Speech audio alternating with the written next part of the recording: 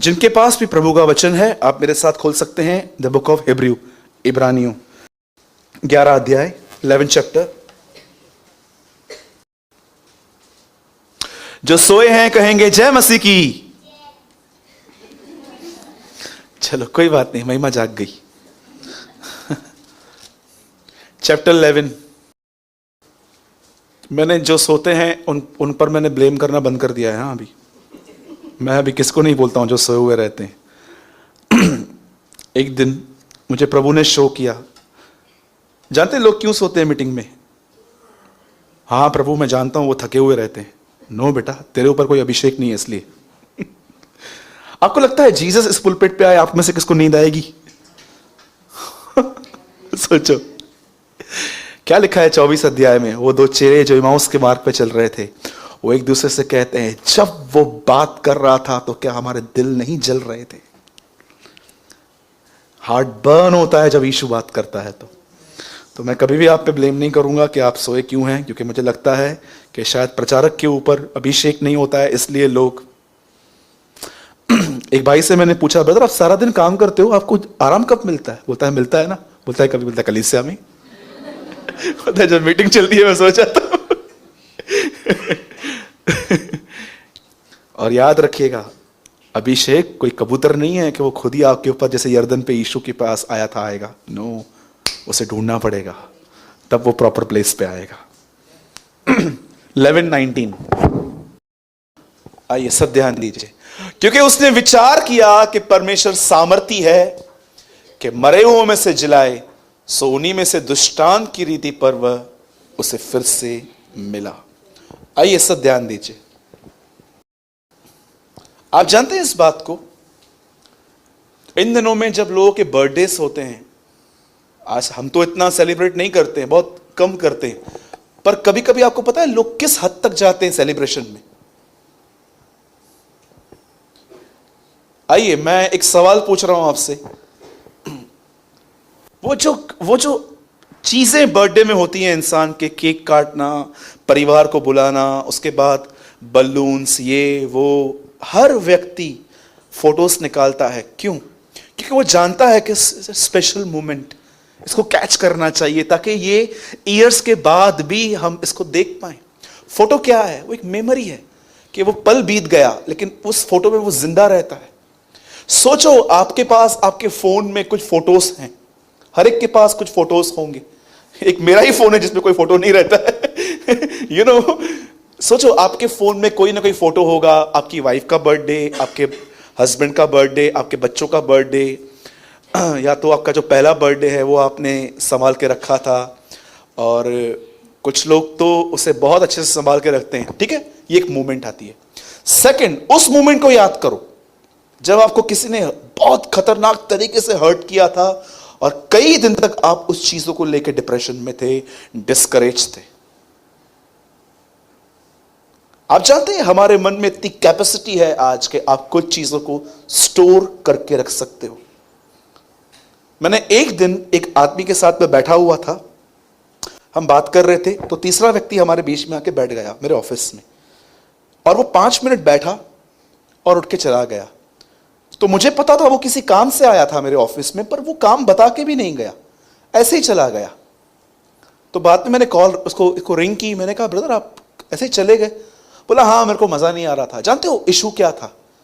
हम एक ऐसे भाई के बारे में बात कर रहे थे, अच्छी बातें कर रहे थे, जो उसको पसंद नहीं था, और वो ये उसे अनकंफर्ट कर रहा था अंदर से कि नहीं यार। आप देखो कभी कभी परमेश्वर आपकी गंदगी दिखाने के लिए कभी कभी आपको ऐसी प्लेसेस पे लेके जाता है कि ये शो कर दे कि आपके हार्ट में क्या है। क्योंकि बाइबल बताती है जो इंसान मन में रखता है वही उसके मुंह पे आता है। अब देखो आपके अंदर भी कोई तो अनुभव जिंदा होगा आज तक, पास्ट का, या तो कुछ दिन पहले, कोई ना कोई चीज है जो आपके अंदर है और जो चीज आपको चला रही है। पर मैं आज आपको बाइबल में से एक व्यक्ति से मिलवाता हूं। आप जरा देखो इस आदमी ने अपने हार्ट में क्या रखा था और इस चीज ने उसे कितना मजबूत कर दिया था भविष्य के प्रति। ठीक है, अब ध्यान दीजिए सब, यहां पर देखिए बाइबल ऐसा बताती है। बताइए नए नियम का पहला वचन क्या है? हाँ, आदि में वचन, ये यूहन्ना का पहला पहला है। आइए हणो दुका हणो, कोई ना कोई तो निकल ही जाएगा। भाई मैं बहुत सिंपल क्वेश्चन पूछ रहा हूं, नए नियम का पहला वचन क्या है? इब्राहिम की संतान। पकड़ लगा? कौन है? ओके, ध्यान दो। कितने लोग ये बात जानते हैं इब्राहिम न्याय के दिन से पहले ही स्वर्ग में पहुंचा है? यू नो हम तो न्याय का वेट करेंगे ना, लेकिन वो तो पहुंच भी गया है वहां पर। अब मुझे नहीं पता है कि परमेश्वर ने उसको कैसे लिया है, but he is a boss. अब हम मट्टी हैं, हम कुमार से सवाल नहीं कर सकते हैं कि तू ऐसा क्यों करता है। हम मट्टी हैं, वो हमको पॉट बनाए, मटका बनाए, जार बनाए, कुछ भी बनाए, वो उसकी मर्जी है। आप उसको सवाल नहीं कर सकते हैं। हाँ, आप एक चीज हमेशा याद रखो, जब आपको कुछ चीजों के आंसर न मिले तो आप समझ जाओ कि आपके पास कप है और वो समुंदर है। समुंदर कप में नहीं आ सकता है। पौलुस जैसा व्यक्ति, इतना महान व्यक्ति कहता है कि मुझे धुंधला दिखता है, पर जब सर्वसिद्ध आएगा तो साफ साफ दिखेगा। कुछ चीजों का आंसर सिर्फ वहीं पर मिलेगा, यहां पर नहीं मिलेगा आपको कुछ चीजों का। अब देखो, इस आदमी का नाम इब्राहिम है, ठीक है। एक आदमी जो गरीब था वो मरा और सीधा वो इब्राहिम के गोद में था। और कितने लोग ये बात जानते हैं, इस संसार में परमेश्वर एक ही खानदान की रक्षा करता है, वो है इब्राहिम। आप चाहें तो आप इब्रानियों पढ़ सकते हैं, लिखा है वो स्वर्ग दूतों को नहीं पर इब्राहिम के वंश को संभालता है। और नए नियम में यीशु मसीह ने जक्कई को क्या कहा? देखो इब्राहिम का बेटा। एक स्त्री जो कुबड़ी थी, यीशु ने उसके लिए क्या कहा? इब्राहिम की बेटी। और आप जानते हो बाइबल में के अंदर अगर परमेश्वर ने पहला मित्र जिसे कहा है वो कौन है? इब्राहिम। क्या था इब्राहिम? क्यों रोमियो 4 अध्याय में पूरे उसकी लाइफ के लिए पूरा एक्सप्लेन किया गया है कि वो आशा में, निराशा में आशा रखता था, विश्वास करता था। इवन पौलुस ने उसकी वाइफ के ऊपर दृष्टांत कहा था कि दासी को निकाल और स्वतंत्र स्त्री की संतान बन। अब मैं आपको कुछ उसके जीवन का एक ऐसा शेयर करना चाहता हूं। देखो यहां पर क्या हुआ। बाइबल ऐसा कहती है इस आदमी को 100 साल की उम्र में बेटा हुआ। 99 में जब प्रभु उससे मिलने आया यह बताने के लिए कि अगले साल तुझे बेटा होने वाला है। आपको पता है इब्राहिम बैठा हुआ था घर के पास, और जैसे उसने खुदा को देखा वो आ रहा है, लिखा है वो उठा, दौड़ा, उसके पैरों पे गिर के कहता है, सुन, आ, बैठ, खा, आराम कर, क्योंकि तू उसके लिए आया है। आप कहोगे बदर अब इसमें क्या है कि वो आया और भागा? आप बिलीव कर सकते हैं 24 साल से एक व्यक्ति की दुआ नहीं सुनी गई है, पर वो आज भी खुदा को देख के भागता है हम में से कोई कि 24 साल से कोई बदलाव नहीं आया है, पर आज भी जब वो परमेश्वर की तरफ देखता है वो दौड़ता है। मैंने बहुत कम लोग देखे हैं जो कंटिन्यू प्रेयर करें और जब मैं उनसे मिलूं तो वो मुझे ऐसा कहें, ब्रदर इट्स ओके, मैं प्रार्थना करता रहूंगा, भले मेरे मरने के बाद आंसर आया, जैसे दानियल की प्रार्थनाओं का आंसर उसके मरने के बाद आया था, पर मैं दुआ तो करता रहूंगा। बहुत सारे लोग फेथ में फेंट हो जाते हैं, नीचे हो जाते हैं, दुआ करना बंद कर देते हैं और वो बातें। और जानते हो प्रभु को एक यही कैरेक्टर पसंद नहीं है जब आप गिव अप करते हो। मेरा धर्मी जन यदि पीछे हटे तो मेरा मन उससे खुश नहीं होगा, इब्रानियों में लिखा गया है। इब्राहिम को 100 साल की उम्र में खुदा ने एक संतान दी, एक बेटा दिया, और बेटा होने के बाद आप सब जानते हैं प्राथमिकताएं बदल गई। आपको पता है आपके फोन ने आज प्रभु की जगह लेके रखी है। शायद मुझे नहीं पता है कि आपको यह बात पता है कि नहीं। क्या आप इस बात को जानते हो? आज फर्स्ट प्लेस आपके लाइफ में कौन है? आपका सेल फोन। आप बिलीव करो या नहीं, आप अगर सुबह उठ के पहले दुआ नहीं करते हो पर आप ये चेक करते हो कि फोन कहां है, क्या है, तो मैं आपको बताना चाहता हूं किसी और ने आपकी जगह लेके रखी है। अब देखो, जब इब्राहिम को इसहाक पैदा हुआ तो प्राथमिकताएं बदल गई। इब्राहिम के जीवन में जो चीज प्रथम थी अब वो सेकंड पे आ गई। परमेश्वर सेकंड प्लेस पे आ गया और सारा दिन बच्चे को खेलना, घुमाना, खाना खिलाना, उसकी क्यूटनेस को देखकर वो इतना बिजी हो गया कि परमेश्वर को भी ये चीज ठीक करने के लिए उसकी परीक्षा करनी पड़ी। याद रखना, आप अपनी परीक्षा खुद करते हो। जब आप परमेश्वर को छोड़ और चीजों को वैल्यू देते हो, आप देखो आपकी ये जो भीतरी जीवन है विचारों में, यहां पर डिस्टरबेंस रहता है। लेकिन आप ट्रमेंडस पीस में रहते हो, आपके अंदर शांति होती है जब आप ये देखते हो कि आप हर चीज खुदा के लिए करते हो। Intention is important. क्या लिखा है प्रभु का वचन? गांठ और गूदे को, और आधा वचन बोल रहे हैं आप सब। वेट खोल तो 4:12 देखो प्रभु का वचन कहां काम करता है। हिब्रूज, क्योंकि परमेश्वर का वचन जीवित और प्रबल और एक दो धारी तलवार से भी अधिक चोखा है, और जीव और आत्मा को और गांठ और गूदे गूदे को अलग करके आर पार छेदता है, और मन की भावनाओं और विचारों को जांचता है। जब आप वचन सुनते हो और आपको लगता है यस ये मेरे साथ है, ये मैं नहीं हूं, ये कलाम है जो आपको छेद रहा है, तोड़ रहा है। आप जानते हैं जब इब्राहिम को बेटा पैदा हुआ तब उसकी प्राथमिकताएं बदल गई। अब परमेश्वर सेकंड पे आ गया और इसहाक फर्स्ट पे आ गया। और एक दिन ऐसा हुआ कि परमेश्वर ने डिसाइड किया कि हम उसकी परीक्षा लेंगे, और परमेश्वर इब्राहिम को कहता है अपने बेटे को ले, उसे मार। और याद रखना प्रभु ने उसको क्या कहा? होम बलि करना। मैं नहीं जानता हूं होम बलि का प्रोसेस कितने लोग जानते हैं। होम बलि का मतलब होता है काट के जलाना। इसलिए देखो इब्राहिम ने हाथ में छुरी और आग ली थी। अब देखो यहां पर क्या हो रहा है, लिखा है सवेरे इब्राहिम उठा, सेवकों को कहता है उठाओ एक गधा, उस गधे पे काठी रखता है, अपने बेटे को लेता है, चलना स्टार्ट करता है। मैं एक बात पूछूं आपसे, अगर 1% भी इस हॉल में ये चीज लोग समझ पाए ना, तो मैं प्रभु को बोलूंगा प्रभु बहुत बड़ी बात है ये भी। 1% एक व्यक्ति भी अगर समझ पाया, मैं कहूंगा कि आप सब प्रभु से कुछ ना कुछ मांगते हैं ना। कभी आपने प्रभु को यह कहा है थोड़ा अपना दर्द शेयर कर कि तू कहां से गुजरता है प्रतिदिन? परमेश्वर 2000 साल के बाद जो क्रूस पर सहन करने वाला था, उसे थोड़ी अपनी पेन इब्राहिम के साथ शेयर की।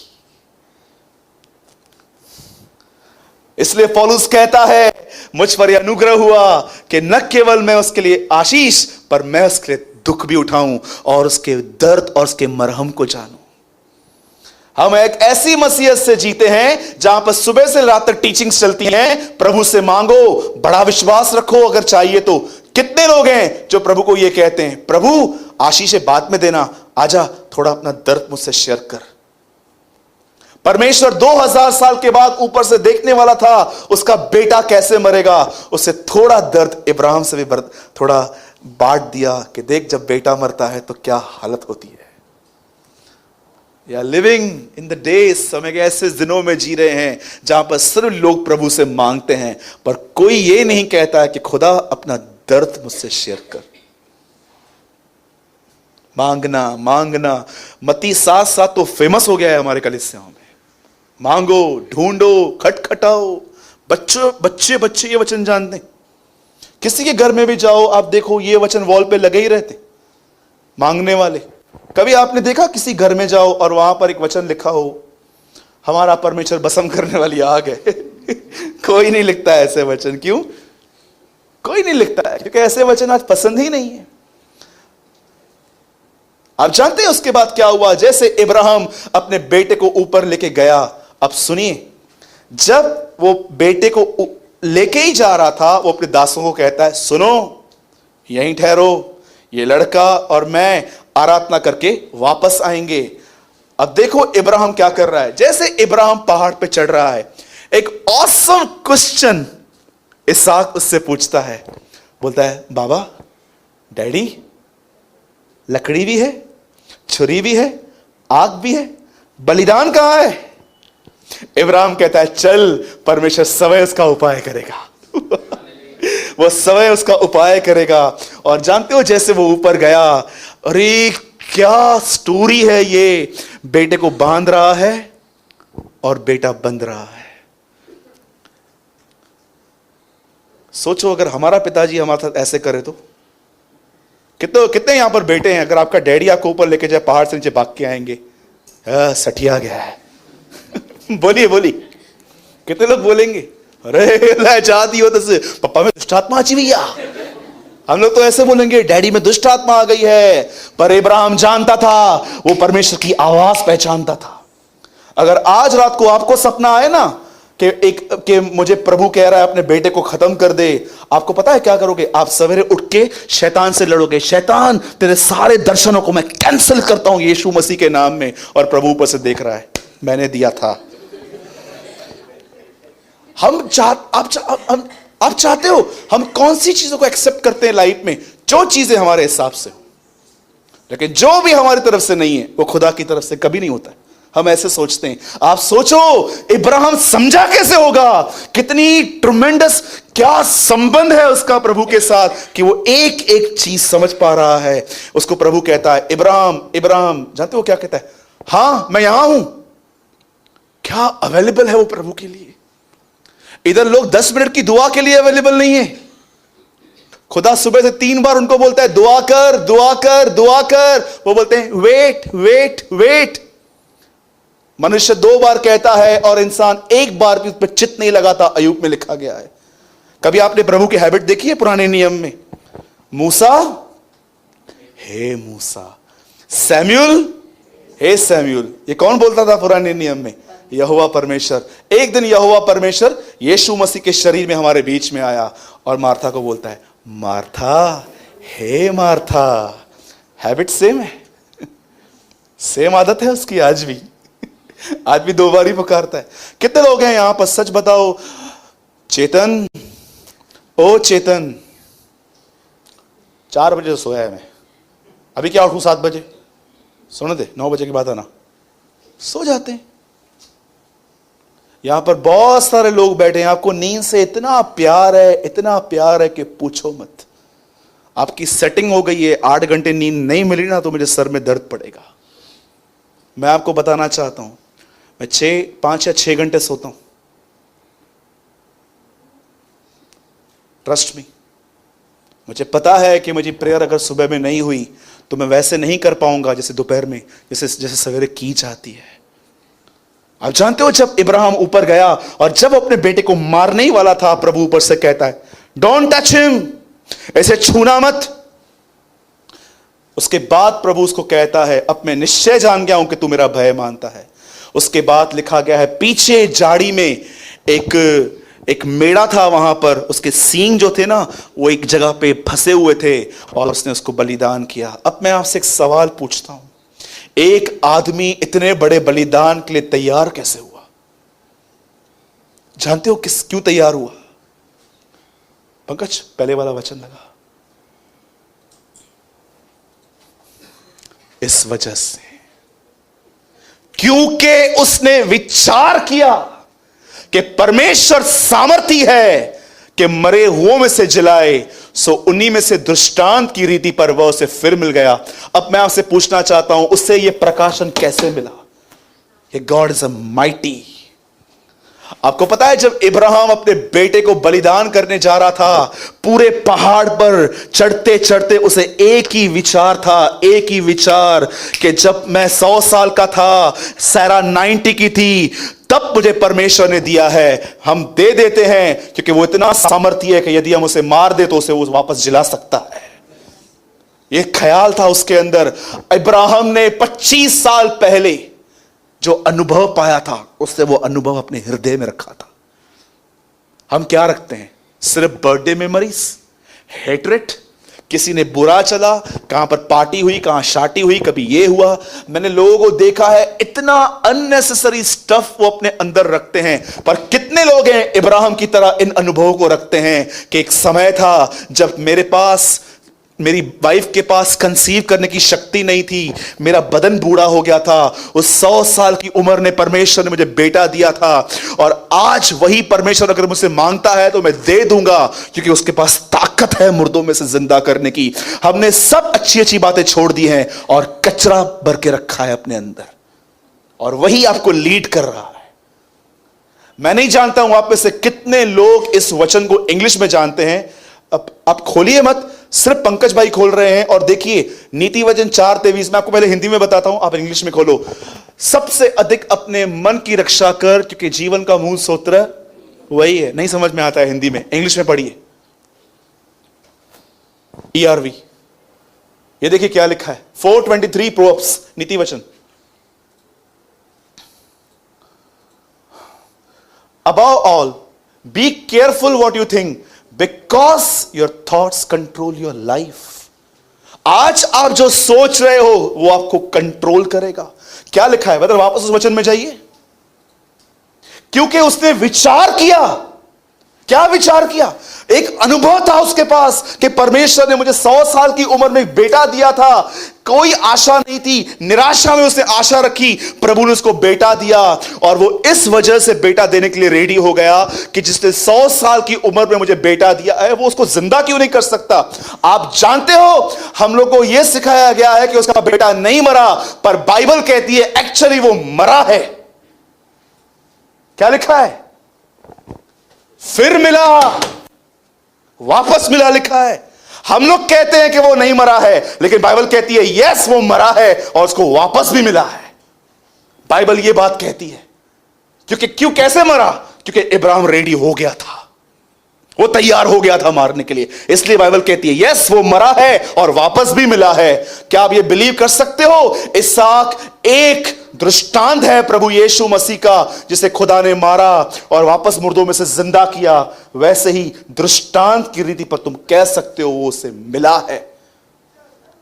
एक मॉरल जो मैं आपको बताना चाहता हूं वो ये है, कौन सा अनुभव आप अपने अंदर लिए फिर रहे हो इन दिनों में?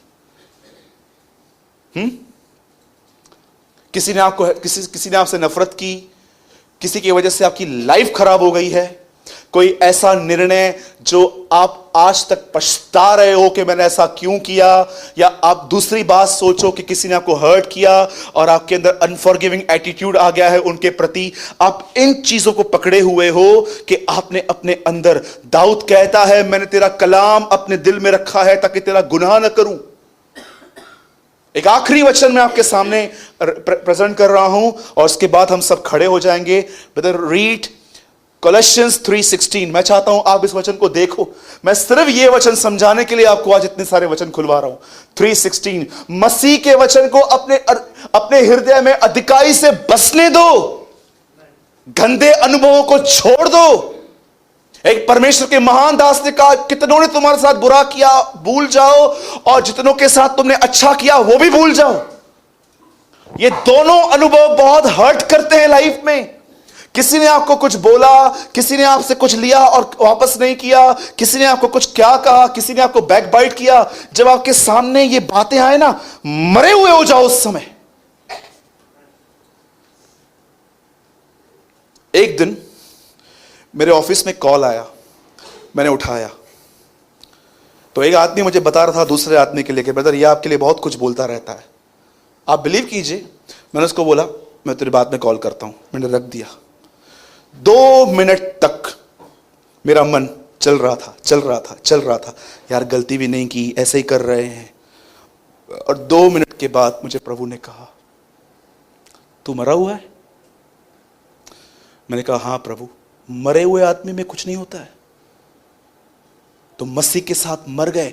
इस हॉल के बाहर आप बाहर जाओ, किसी को बोलो यीशु मसीह आपके लिए मरा है। कौन यीशु?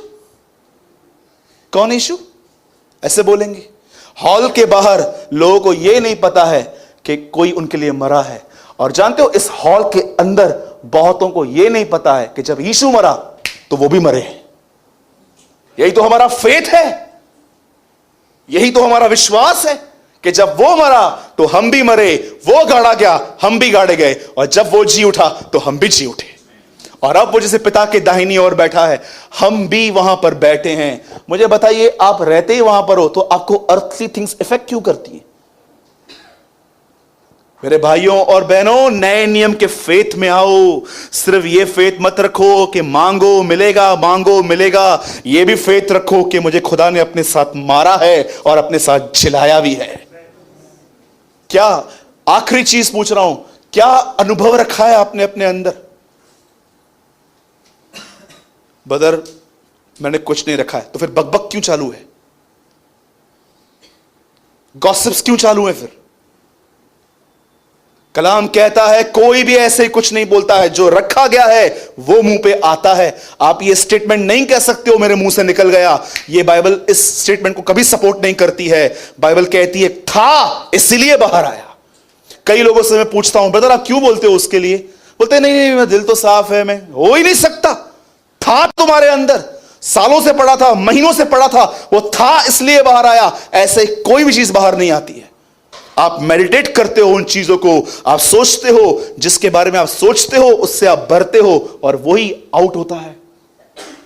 आज मैं आपसे पूछना चाहता हूं, आइए इस महान ब्रदर वापस वही लगाइए जो, क्योंकि उसने विचार किया कि परमेश्वर सामर्थी है। क्या विचार करते हो आप प्रभु के लिए? एक बहन आपको आके बताती है कि मेरी प्रार्थना नहीं सुनी गई है, उसका अनुभव लेके आप भी फेंट हो जाते हो। नहीं, उसकी नहीं सुनी कि आप उसको बोलते हो बहन दुआ करो। क्या आप उसको ये एटीट्यूड शो करते हो कि आप भी बोलते हो हाँ 2 साल पहले मैंने भी की थी, मुझसे मेरी भी नहीं सुनी गई है? डिस्करेज व्यक्ति डिस्करेज ही कर सकता है। कभी आपने सोचा क्यों यीशु के 72 डिसाइपल्स 72 के अंदर 11, 12 के अंदर 3 सर्कल्स? प्रभु इन तीनों में ऐसा क्या था? आप जानते हो जितना पतरस, याकूब और यूहन्ना खींचते थे, कितना पॉजिटिवली वो थिंग्स को लेते थे। कभी आपने इस बारे में सोचा? आइए सब यहां देखिए, बताइए 12 चेलों में से सबसे पहले यीशु ने शैतान किसको कहा? हां, कभी छोड़ के गया वो? कितनों के बाद जानते हैं जब यहूदा थोड़ी थोड़ी बातों में नाराज होता रहा, उससे चला जाता रहा वो कभी भी। जब यीशु ने देखा कि एक आदमी को डांटने के बाद वो पॉजिटिव बना हुआ था, यीशु ने ऐसे लोगों को अपने करीब रखा था।